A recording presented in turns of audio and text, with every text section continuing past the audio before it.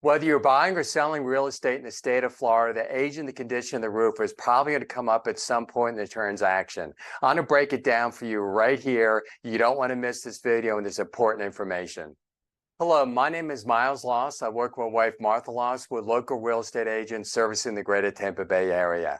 So I'm going to break down what's happening with roofs. So in order to understand this, I need to give you a little bit of history to bring us up to where we are right now in relation to roofs and real estate. So years ago, a roofer had the great idea of going into a community that had older roofs and going door to door and saying, hey, do you want a free roof?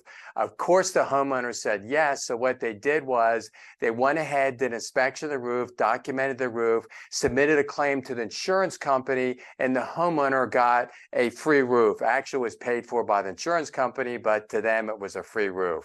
So more roofers started doing the same thing. This started spreading throughout the state of Florida.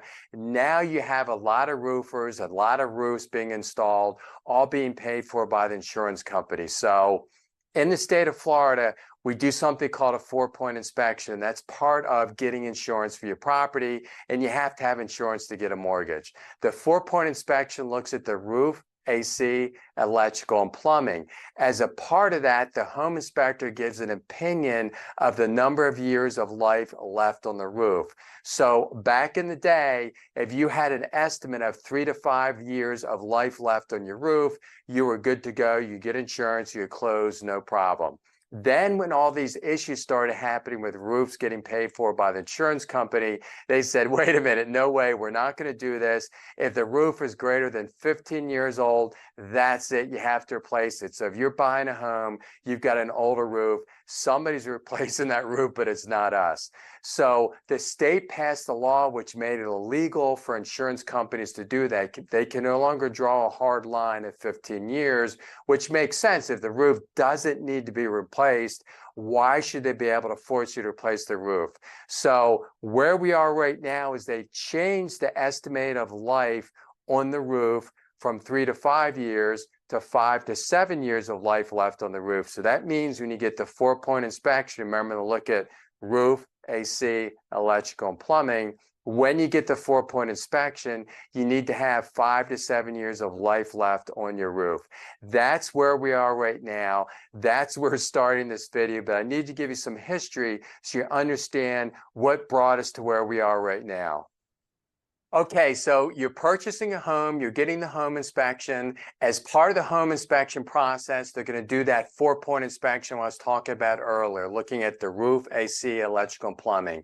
That's required to get insurance, and the roof comes up. Oh, I know, the world's going to end. The roof has come up on the 4-point inspection. So the roof has come up because you need to have that 5 to 7 years of life left on the roof, which is an estimate. And let's say the home inspector says it has 2 to 3 years of life left on the roof. Big problem. You can't get insurance. So if you're purchasing a home, you do have options. I mean, first of all, you just cancel the contract, or you can ask the seller to pay for a new roof, or you can ask for a credit for a new roof. Now, keep in mind, insurance companies will let you replace the roof after closing. You need to do something called intent to repair form. You do that with your insurance agent.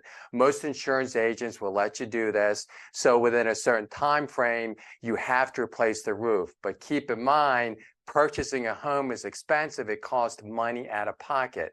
So you're probably going to have closing cost insurance. And when you move into the house, you have to buy trash cans and curtains and things of that nature. So you're going to need to have extra money to purchase the roof. So that's why you're going to ask for the seller credit. So you've got that extra money. So the seller's going to pay for your closing costs, the money used for closing costs, you can now spend for the new roof. So that's another option you can do for the roof.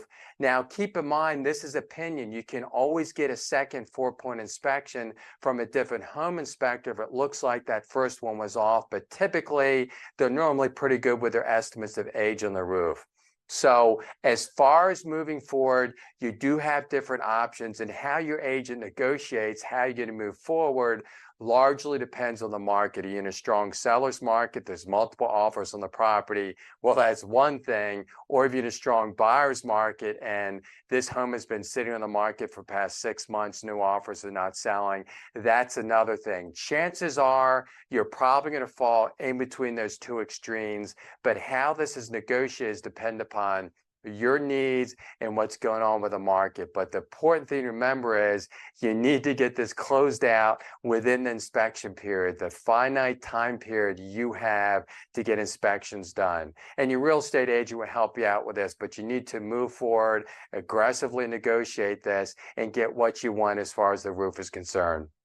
You're selling your home and the roof has come up. Oh my gosh, an expensive pain in the neck. I really don't need this right now. Well, keep in mind, this is an estimate of the number of years life left on a roof. It's an opinion. So you could have your own person come in, your own 4-point inspector come in, take a look at the roof, and they can give an estimate number of years life left on the roof. Perhaps it doesn't really need to be replaced, or you could have an engineer come in. But chances are, if it came up on the 4-point inspection, it either needs to be replaced or it's very close, and you're going to have to do something about this. And it depends largely on how motivated you are to sell your home, what kind of market you're in, a strong seller's market or a buyer's market, and that will determine how you're going to negotiate moving forward. I mean, you can cancel the contract, you can change your mind and sell on the property, or you can move forward and negotiate with a buyer. Typically, that's what the seller does, because now you've got this roof, it's an issue, and if you don't sell the home, you're going to have to replace the roof, and you probably don't want to deal with that. So you can replace the roof before closing, or you give it credit to the buyer. They can replace the roof after closing. Most sellers prefer to do that, so you don't have to mess with pulling the permit and get everything done in the HOA approval.